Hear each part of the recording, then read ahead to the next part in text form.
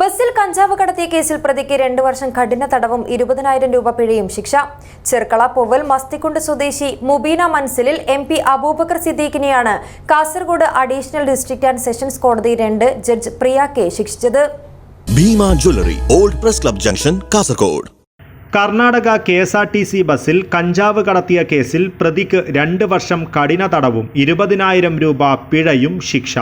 ചെർക്കള പൊവ്വൽ മാസ്തിക്കുണ്ട് സ്വദേശിയായ MP അബൂബക്കർ സിദ്ദീഖിനെയാണ് Kasaragod additional district and sessions കോടതി 2 ജഡ്ജ് പ്രിയ കെ ശിക്ഷിച്ചത്.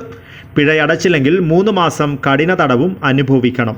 2019 ആഗസ്റ്റ് 19 കേസിനാസ്പദമായ സംഭവമുണ്ടായത്. മംഗളൂരുവിൽ നിന്നും KSRTC ബസ്സിൽ കേരളത്തിലേക്ക് വരുന്നതിനിടെ മഞ്ചേശ്വരം ചെക്ക് പോസ്റ്റിൽ വെച്ചാണ് പ്രതിയെ പിടികൂടിയത്. വാഹന പരിശോധന നടത്തിയപ്പോൾ 1.5 കിലോ കഞ്ചാവ് പ്രതിയിൽ നിന്നും എക്സൈസ് കണ്ടെടുത്തു. അന്ന് ഡ്യൂട്ടിയിലുണ്ടായിരുന്ന എക്സൈസ് ഇൻസ്പെക്ടർ SP മുരളീധരനും സംഘവുമാണ് പ്രതിയെ അറസ്റ്റ് ചെയ്തത്. അന്നത്തെ കുമ്പള എക്സൈസ് ഇൻസ്പെക്ടറും ഇപ്പോഴത്തെ കാസർഗോഡ് എക്സൈസ് ഡെപ്യൂട്ടി കമ്മീഷണറുമായ ജോയ് ജോസഫാണ് കേസ് അന്വേഷണം നടത്തി കോടതിയിൽ കുറ്റപത്രം സമർപ്പിച്ചത്. പ്രോസിക്യൂഷന് വേണ്ടി additional government pleader Chandramohan G, advocate Chithrakala എന്നിവർ ഹാജരായി. News bureau, Kasaragod.